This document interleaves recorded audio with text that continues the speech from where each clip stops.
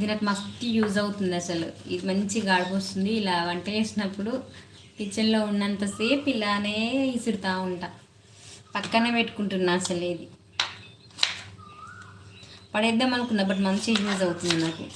స్టిఫ్గా ఉంది అట్ట ముక్క, అందుకే బాగా వస్తుంది, మంచిగా వస్తుంది అనమాట.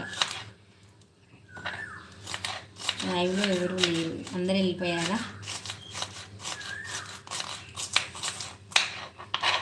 హాయ్ అండి, గుడ్ మార్నింగ్ అమ్మా. ఏంటో ఏమో ఎండలు విపరీతంగా ఉక్కపోతుంది కాబట్టి అది స్టిఫ్గా ఉంది అట్ట ముక్కతోటి ఇసురుకుంటున్నాను అనమాట. అందరు ఎలా ఉన్నారు? బాగున్నారా?